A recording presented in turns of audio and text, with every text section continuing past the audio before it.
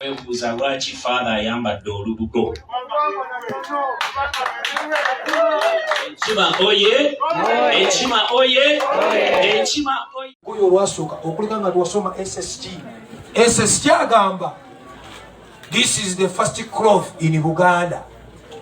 Mukama yebazibwe era balukomaga bukomazi. Ono si sitaani. Ono si sitaani. Era bagamba nti mulimu sitaani, gwe sitaani. Luno lwe lugoye olwasooka. Omwava engoye endala zonna kati mbuulira muzine. Bwana mukulu oyo oba omusaaseredooti oyo mussaamu ekitiibwa nga munnaddiini kyokka nnyimira ku volongoto okumuwakanya nti olubugo kyambalo kyabasamize. Bwe kiba nga si kyabasamize ye mbyambalo byalina essaati mmeka ez'olubugo. Gwali mukundaba emirundi emeka gy'otambula mu Kampala ng'oyambadde olubugo. Waliwo omuvubuka abantu batandise okupromotinga obusamize mpola. Abantu batandise okukomyawo obusamize mpola. Abalokole mwekwese kubanga mutya kwogera ku nsonga nga zino. Nze ate tya bivumo kanveeyo okwogera. Lwaki njogera? Obulamu bwange bwonna butuuse kubanga Mukama yanzija mu kyalo. Nampo obusobozi, tonyoomanga busobozi. If God gives the ability, never despise it. I don't despise the ability which was given to me. Ate sina gwe ntya kyokka nina wenkoma kubanga okutya bwe butatya. Nze Dr. Tyamolo Mugo gwa Musa nvuga Benz ekyo nkyogera buli lunaku. Gw'omanyi kalwala sirimu kasiru kagwagwa nja kuwa emmere. Ate waffe nze ne bwe ndebaka bwenti nga nakooye nenga kati lero basijja kusaba. Mukulu wange mulokole mbamita Charles Senyonyi musumba sala gyali asaba vose etokota kiri kyoto tekikalira buli kaseera. Waliyo omukyala ali eyo musomesa bamita Nalweyiso Irene naye gyali asaba mulokole obulokole obutuukirivu bwawo bumpolereza nebaka bulungi nemmange nakjoba gyali.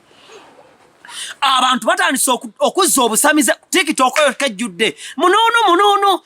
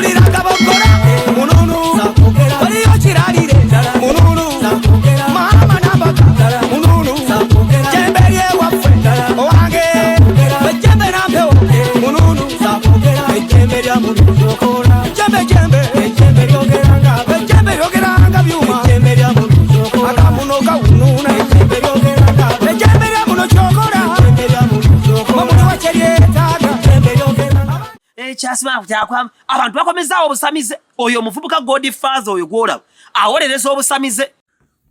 Obadde okimanyi nti omuntu agenze mu ssabo bajjajja bamukwatemu jjajja baba jjajja bamujjanjabe ng'ayina ebizibu bye yasuze nabyo n'akeerayo. N'omuntu akedde wa pasita amujjanjabe ebizibu amusomereko amusabireko ebizibu bimuyitiridde oba endwadde zimuyitiridde.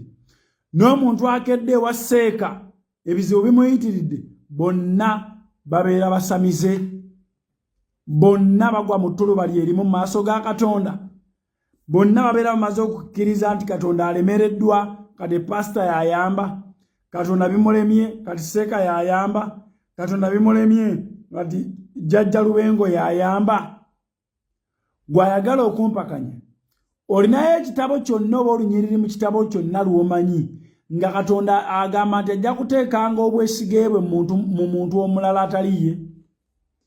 The moment you find yourself seeking for help from a normal person, a fellow person, seeking for healing or seeking for an extension of life, obeera musamize ng'agenze mu ssabo.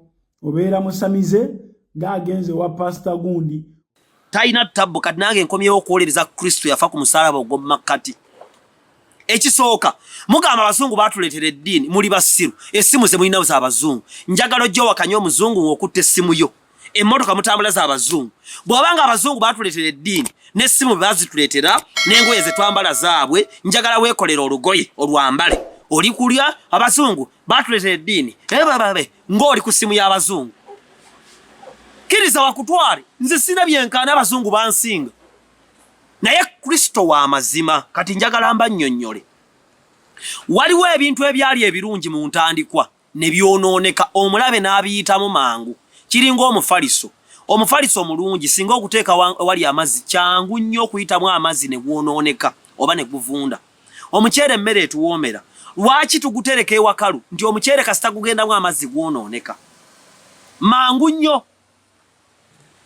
olubugo kyajjanga kyambala abaasooka bajjajjaffe kye baakola batya kye baayambala naye emyaka bajjajja gitambula ne kitandika okudibizibwa ne kisigala mu mikolo egimu ng'okuziikibwamu waliwo ekikunta waliwo olubugo kati ne tutandika okulaba embugo nga zeesibwa ebiseera ebisinga basamize n'okuziikibwamu abafu n'okwebikkibwa era bajjajjaffe edda beebikkanga bikunta ekikunta kyafu ku lubugo ndowooza ekikunta kye lwe lubugo lwe bafumbako ne luba nga lusobola okugunda n'olwebikka kubanga olubugo terwebikka luba sitiifu ate luba lusiiwa n'okusiiwa naye ebbanga kye lizze litambula ne bisigala mu bitundu ebibi gwe weewuunya okutambula mu kibuga Kampala leero nankubadde olubugo kyambalo kirungi teruyitamu mangu nkuba era sawe weebikka olubugo ensiri tekuluma ye benefit esooka naye teebereza ng'ogenze wa boyfriend wo oba ewa girlfriend wo oba ne mugenda mu maka n'okyamayo n'osanga nga waliwo embuga empanike nga ze mutuulako osooka n'otya ago mazima singa ojja mu tawuni ku mulimu tugeze ne ngenda kubukedde okola ku bakye ne masayima omunene w'ekibuga nga nyambadde olubugo naawe wennyini okola ki otya kubanga luziikibwamu bafu n'ekira abasamize kadi zaasigala mu masabo entulusazzaamu kubanga the Bible talks about a garment era Pawulo agamba twambaze ekyambalo mu Bayibuli mulimu ebyambalo ekyambalo kyekitiibwa ky'omuntu ky'ovula basamona agamba nti endabikayo kyekitiibwa kyo omuntu bw'ajjanga mulalu tumulabira ku ki aba ayambadde enziina omusirikale ayina ekyambalo ekirina obuyinza nti ne bwakusanga ng'ali bw'omu nga talina mmundu akutwala kubanga ayambadde ekyambalo era ky'ovula abantu bakaana ne mujja tukwata nga muli muleeya ekyambalo obwambalo kye bakaayanira nti singa kale abadde azza ayambadde yunifoomu ya poliisi omuntu omulabira ku ki nti faaza aba ayambadde koola malaaya omulabira ku ki ng'omutannasembera nawe oli omanya nti malaaya olw'engeri gy'ayambaddemu waliwo night dress waliwo ekyabajaasi waliwo ekyabamasanyalaze waliwo ekyabamazzi waliwo ekyabazimbi era ebyambalo byawula nti bano basirikale bano ababbi bambala batya bambala gakooti ekyambalo kikulu kubanga ekyambalo kyekitiibwa kyo kati ekitiibwa ky'olubugo bafu na busamize ekyo twakisazaamu ng'abalokole ekyokubiri baganda bange abanyooma obulokozi njagala mbategeeze kino nti obulokozi bwa ddala bw'onywa omwenge mu famire tewali akufaako naye bw'olokoka famire ekola olukiiko n'ekugoba lwaki bw'osiramuka tewali akufaako naye amazima olunaku bwe lukeera ku makya n'oyatula Kristo ensi ekuta abantu bakunyiigira abantu bakukyawa abantu bakuvaako emikwano gikudduka ne setaani n'atandika okulwanyisa mu ngeri y'enjawulo kyokka bw'olokoka eby'amazima balokole banno bakukyawa nkiddamu bw'olokoka ensi ekukyawa n'ekugoba bw'onywa omwenge yongera kukuwaana bw'olokoka eby'amazima ebyaddala abalokole bennyini bakukyawa kyova olaba abantu mwakyawa Dr. Tyamale si lwa nsonga yokka si lwa Museveni mmanyi Katonda ate mwagala kati emmandwa zammwe n'emisambwa ne lubaale n'ennyabingi ne jjajjabwe mulamu n'ekiwanuka ne baani bannabulezi bonna bannabukalu bawulira bafa temusobola kunkuba kigwo mmwe. You cannot put me down because I rely on the cross unto which Jesus died, the middle cross. I'm covered by the blood of Jesus. Ndi mwana wa Ibrahimu, Isaac ne Yakobo. Nva mu voso fere tulemererwa. Savu wala, sisiri wala, sigwago wala, siri wasa mukazi mugwagwa, abaana bange tebali ononeka, ne mu ggulu muli nsangayo ne kunsinja bbawe mmere. Okulabula Bannayuganda mwenna mulabulwa ku apps ez'enjawulo ezigguddwawo abafere ku mitimbagano egy'enjawulo mwe bayita okufeera abantu mbu bawola ssente ssaako n'okutereka nga beeyambisa ekifaananyi kya Hamisi Kiggundu wamu n'erinnya lye. Mutegeezebwa nti Hamisi Kiggundu tawola ssente era talina ssente za muntu yenna z'atereka. Omuntu yenna akugamba nti jangu otereke ssente naffe Hamisi Kiggundu yatulagidde oba nti Hamisi Kiggundu yakikola kya bulimba kya bufere era baagala kubba. Toteekayo ssente zo, beera mwegendereza. Hamisi Kiggundu talina app yonna ewola ssente oba okuzitereka. Buli app yonna gy'olaba ku mutimbagano ng'eriko ekifaananyi kya Hamisi Kiggundu, abo bafere babbi. Toteekayo ssente zo, bajja kubbira bwereere. Beera mwegendereza. Kubana kati era mbasinga ebyo mbijje mbulokozi era confidence Kristo mwogerako oyo alindokola alintaasa alinsonyiwa alinnuŋŋamya alimponya obubi kuba waliwo abandaba nga muli bantu nga babalaba bambadde empale nga birina emikira mwasindikiddwa kuva Magombe. Naawe gwebaasasula onsuule nga weeyambisa omuze oba omuntu oba okubulwa oba ebirooto oba ennaku oba amasasi oba biki, tojja kunkuba kisiraani ggwe. Njogera ku bwa Mukama Kristo afa ku musaalaba atuula mu ggulu ng'alamula ku mukono ogwa ddyo. Tosobola kunkuba. You cannot put me down. Obulokozi bwa ddala. Lwaki bw'olokoka ensi ekukyawa? Oyi bayinza n'okukuyita ng'omaze emyaka 2 ne kojjaawo gw'omaze emyaka 2 nga temwogera akuyita kati ekisembayo. Lwaki abalokole etteekeddwa kugenda mu nnyimbe? Bw'olokoka okusinziira ku ggwe alokose Katonda akuwa instructions ezaawukana ku z'omulala. Kyova olaba Yesu yawonya omusajja n'amugamba nti todda mu mbuga eno vvaawo. Gundi bwe yali afa Ibulayimu yagaana omwana we okugenda e Misiri era Isaac kati yagenda Misiri. Yagamba Eriyeeza, Aburahamu yagamba Eriyeeza n'amugamba nti towasiza omwana wange ku bakyala ba muno, ddayo ewaffe omwana omufunire. Era gye bajja Rebeka mu nsi y'ewaabwe. Lwaki? Nti Esawu bwe yawasa abakazi baawo yayonooneka. Samusoni bwe yawasa abakazi batategeddwa kondo yayokola atya? Kati ekifo kikulu bw'olokoka. Dokita ti nsobola okulokoka nze kati kano kankibagambeko. Katonda nze nga nze yaŋŋaana okukwata essimu nga nvuga. Nenkigezaako emirundi ng'etaano nga njagala kutomera. Nze nga nze ng'ate mene people usanga omuntu ng'avuga ngo ali ku seringi ati ng'ali ku WhatsApp. Nze baakiŋŋaana. Era ne bwe nkikola mmanyi nti Katonda mujeemedde kuba yakiŋŋaana directly. Kakati lwaki abalokole tugaanibwa oluusi n'okudda mu nnyumba ya kitaawo n'ennyoko? Kuba ne mu Bayibuli emirundi mingi omuntu baamugamba nga gwe todde eno tuva mu mafamire amazibu. Kyova olaba abalokole balina obulokole obukutte kalica ne bugigatta n'obulokozi. Olumbe si lubi naye tewali kintu, tewali mukolo mubi mu nsi nga lumbe eri obulokozi bw'omuntu. Kubanga bwe muku okumanyagana family get together olwo n'embaga ezimu nga tolina kugenda. Kubanga abantu b'omusaayi ogumu bakuŋŋaana. Emmandu eziri mu musaayi, oluwumu, olumbe, wayirindi, siriimu, okuvuma, ebisiyaga, ebikolobero byonna bikomawo ne bikuŋŋaana ne byenyweza. Kyokka biba birumba mulokole ali mu abo. Ate ekyokubiri, ennyimbe zirina abaziteekamu amaanyi. Kubanga waliwo abantu abasonda mu nnyimbe ne bajja basiriwaze bano abalala. Mu mmere ne mu nsiisira ezimbibwa ku lumbe mwe mubeera obwenzi n'omwenge n'okuwemula n'emikolo egitategeerekeka. Era kye bayita olumbe si lwe luno olw'emisana. Olumbe ekiro ab'eŋŋanda bakuŋŋaana. Waliwo omusajja ajja essaawa 11 ng'obudde bukya n'emikolo egyo abagimanyi mugimanyi n'ebikolebwa ne balaamiriza emizimu n'emisambwa ng'abafamire batudde mu nju ne mujja emisana ne beefuula mbu faaza ali mu kusaba mbu simanya nkusumikira akambe effumo simanya emmwanyi simanya tabaluganda.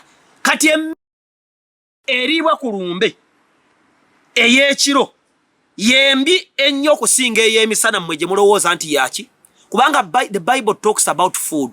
Nti omusajja Elijah baamuwa emmere n'atambulira mu maanyi g'emmere. Emmere gy'olya kikulu. Omuntu atambulira mu maanyi ga mmere gy'alya. Lwaki abazungu banafu balya emmere ennafu? Lwaki omufirika amala mu sex essaawa 3 alya muwogo n'akawunga? Emmere w'olya kikulu. Mulokole ggwe nkubuulira, gwayagala okugenda mu lumbe lwe wamme Katonda ayogera naawe togenda. Ogenda kwongera okusiriwala. Tewali maanyi. Amaanyi amazibu okutula wansi w'enjuba bye bitambo bya famire, lubaale, emize gya famire, okwo okuvuma kwovuma kwabasenga abo nga bw'obafaanana bw'otyo bw'ovuma kati amannya ge batutuuma tuganywereza mu nnyimbe kyokka amannya kitegeeza destiny erinnya ly'omuntu bwe buseera bye eby'omu maaso kyovula bayibuli katonda agamba si gwe Jakobo gwe Isirayiri si gwe Aburahamu gwe Aburahamu si gwe Sawulo gwe Pawulo si gwe gundi Joshua alina erinnya ne bamutuuma erinnya lya Joshua yalina erinnya eddala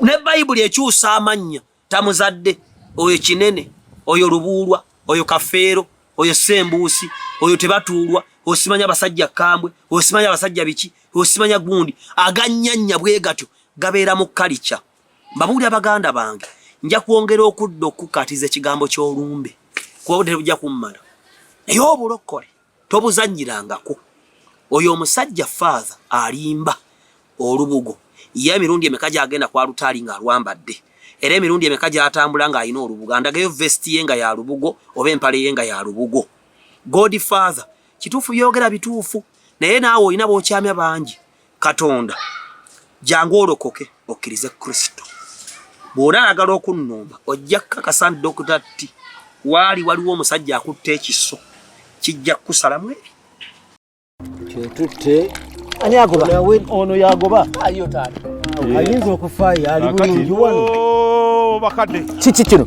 mutabadde nyonyo nyo gye bali kuma nyo weerabidde ekitaata sekukulu etuusi nojjanga loosa tekisoboka eyo tikiti ya nnyonyi maama naawe eno tikiti ya nnyonyi nedda bannaffe aba Africa One Tours and Travel bategeseyo okulamaga mu nsi entukuvu nimba kulya tikiti mugende mulambuleko eno yesekukulu y'omwaka guno tufudde maama tugenda kulambula mugenda kulambula yesekukulu y'omwaka guno yetaani Africa One Tours and Travel has organized a senior citizens tour to the Holy Land of Egypt and Israel from the 27th of March to the 8th of April 2023. The sites to be visited include Mount Sinai, River Jordan, Mount of Olives, Wailing Walls, the Red Sea, Sea of Galilee, Bethlehem, Nazareth, Dead Sea, Mount of Temptation, the Way of the Cross, Golgotha, and Jesus' tomb. The trip is an all-inclusive return air ticket, 5-star full board accommodation, travel insurance, visa fees and meals, entrance to all sites. Send your parent, grandparent, or senior citizen of your choice by booking with Africa One Tours and Travel. Or come to our offices, 2nd floor, Catherine House, Muyenga Tanki Road. Africa One Tours and Travel. Let the senior citizens walk in the footsteps of Jesus.